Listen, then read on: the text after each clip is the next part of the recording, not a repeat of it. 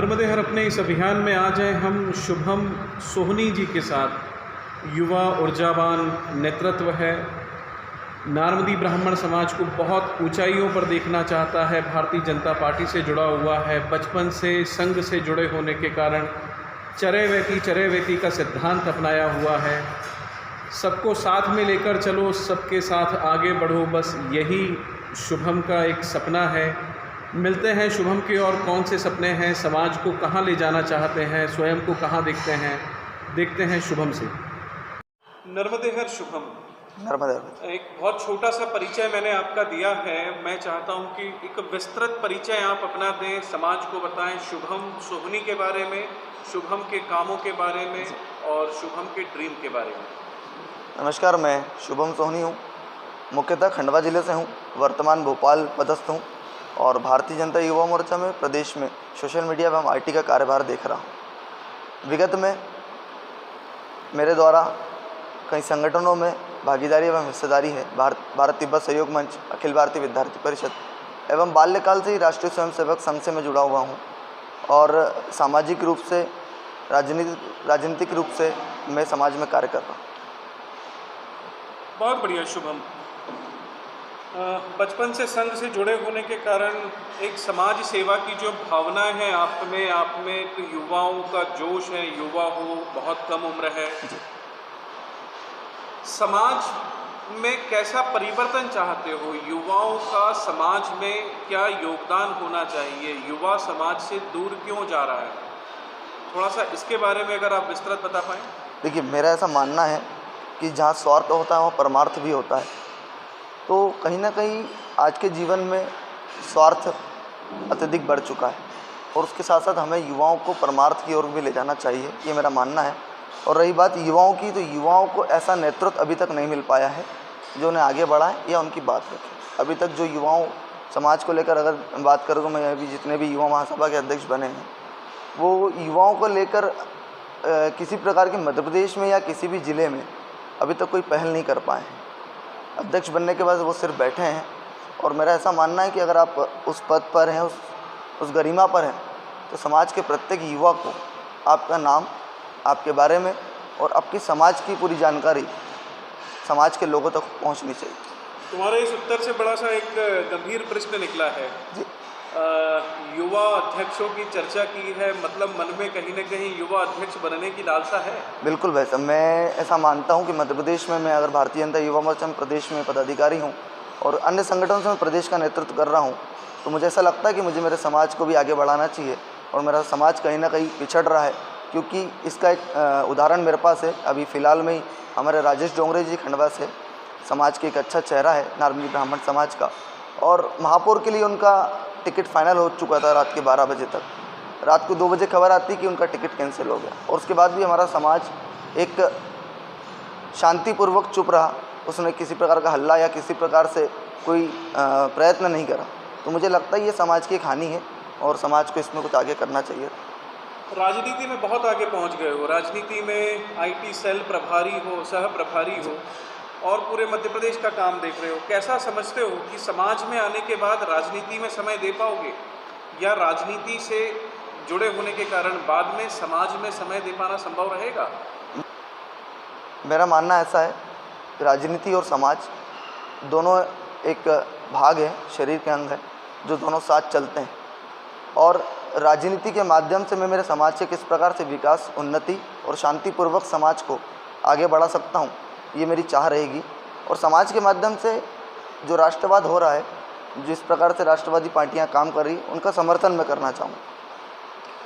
नहीं, मतलब मेरा पूछना ये है कि तुम एक पर्टिकुलर पार्टी को बिलोंग करते हो। हमारे यहाँ पर सिस्टम है, हम समाज में जब पर्टिकुलर पार्टी की बात करते हैं तो तकलीफ होती है बिकॉज ऑफ कि यहाँ पे हमारे स्वजन भिन्न भिन्न पार्टियों से, भिन्न भिन्न दलों से जुड़े हैं। मगर हम एक विशेष दलगत राजनीति को समाज में कैसे ला सकते हैं? से भिन्न विचारों से हमारा समाज आज नारमदी ब्राह्मण समाज खड़ा हुआ है। तो अगर इसमें अगर पर्टिकुलर एक पार्टी को लेकर चले समाज में, अगर राजनीति की बात करें तो वो संभव नहीं है।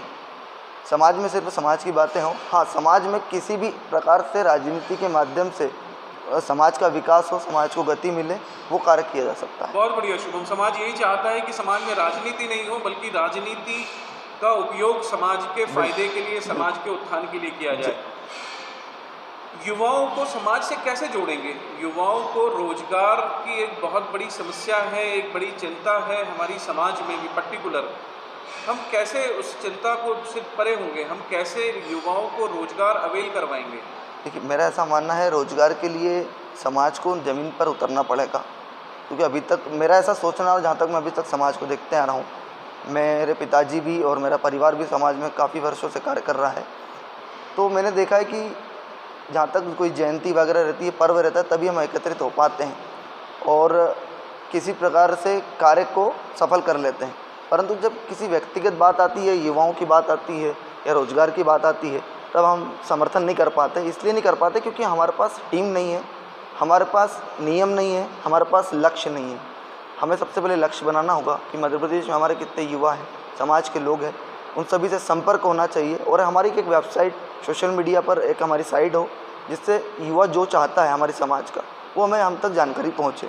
नहीं, सोशल ऐप्स तो बहुत सारे रेडी भी हुए हैं, बने भी हैं। मैं जानता हूँ सेतु शकरगाय जी, जिन्होंने एक पर्सनल प्रयास किया, रवि नारमदेव जी जिन्होंने वेबसाइट बनाई, पर युवा उनसे इंटरेक्ट नहीं हो पाया। कारण है भाई साहब उसका, उसके पीछे कुछ और रीज़न भी हो सकता है। दूसरा, आपने जो प्लानिंग बताई है, इस पूरी प्लानिंग में फंड एक मुख्य भूमिका निभाएगा। अगर युवाओं को जोड़ना है तो कहीं ना कहीं पैसे खर्च होंगे, उसका मैनेज कैसे होगा?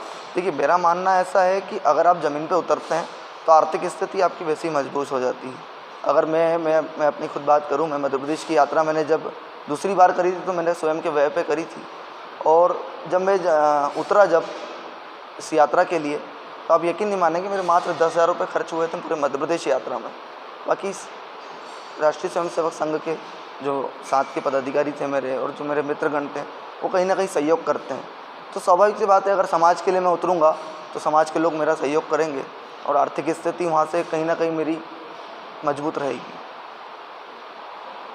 युवाओं में भी एक विवाहिक स्थिति को लेकर भी पसोपेश है। क्या युवा महासभा या महासभा मिलकर विवाह की जो उम्र बढ़ रही है, बहुत से युवा हमारे हैं जिनकी शादी नहीं हो पा रही है, या लड़की को लड़का पसंद नहीं आता है, कहीं न कहीं कुछ परिवर्तन होना चाहिए उसमें? मेरा ऐसा मानना है, विवाह के क्षेत्र में, हालांकि मेरा विवाह नहीं हुआ है, परंतु मैं इसमें ये राय देना चाहूँगा कि विवाह का एक निर्धारित हम लोग एक समय टाइम पीरियड पे एक कार्यक्रम चलाएं, जो साल में 2 बार कार्यक्रम चले, और एक उम्र तय कर ली जाए कि इस डायरेक्शन में इतनी उम्र के लोगों को इसमें सम्मिलित किया जाएगा। उसमें होता क्या है, कहीं 40 उम्र के भी, कहीं 45 उम्र के भी लोग उसमें जुड़ जाते हैं। तो उससे नुकसान ये होता है कि कुछ लोग जो लड़की पक्ष से आते हैं, लड़के पक्ष में आते हैं, तो वो मिलाप नहीं हो पाता।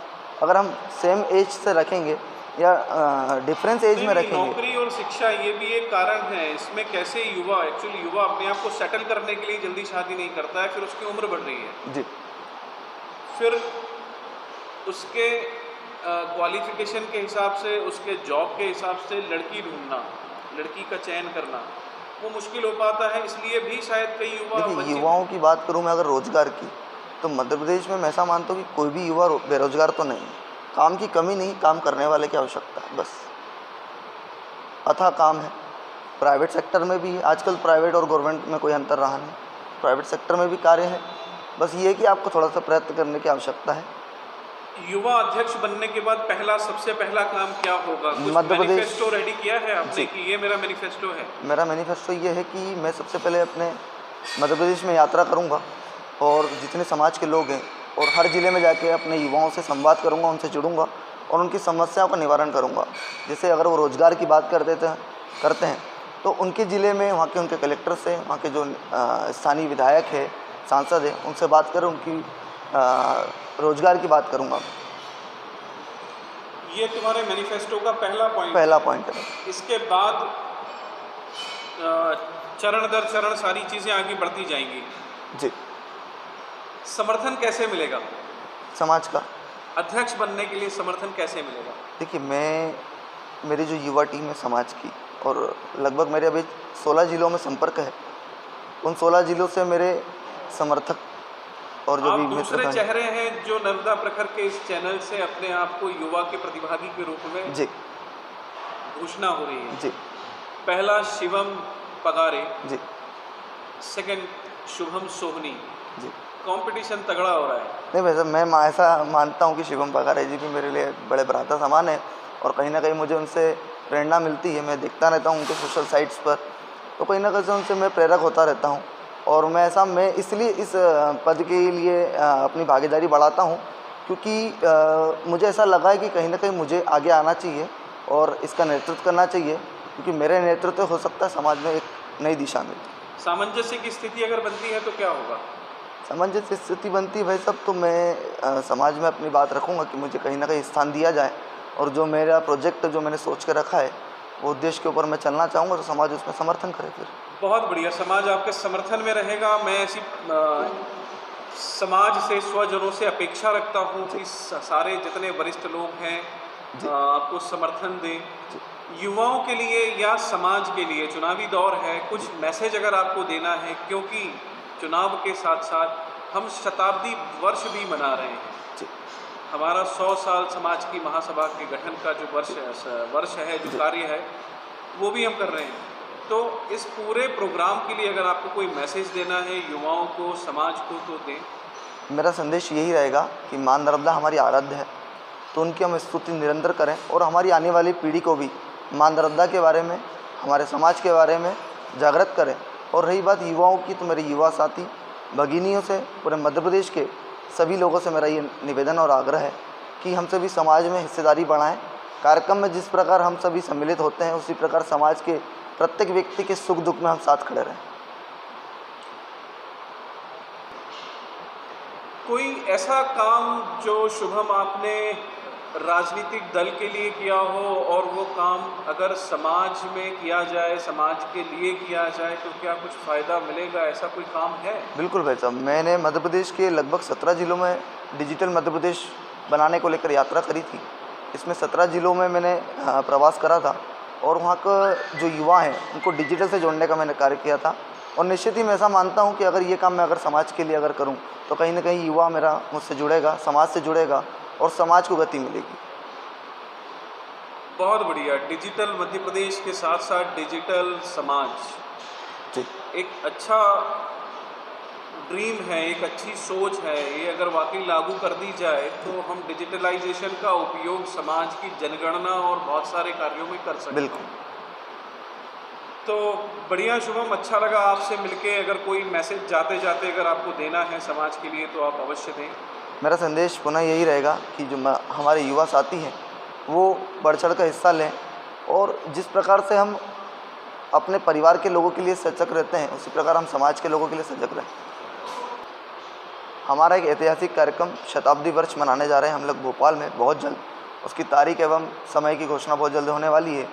मैं सभी युवा साथियों से, भगिनियों से एवं समाज के सभी वरिष्ठ लोगों से आग्रह करता हूँ, निवेदन करता हूँ कि इस कार्यक्रम में आप सभी एकत्रित होकर हमें अपनी संख्या दिखावें एवं माँ नर्मदा का आराधना कर सकें। बहुत बढ़िया शो में पॉलिटिकल स्टेटमेंट युवाओं के लिए, हमारे शताब्दी वर्ष के लिए एक पॉलिटिकल आदमी से यही अपेक्षा थी। नर्मदे हर। नर्मदे।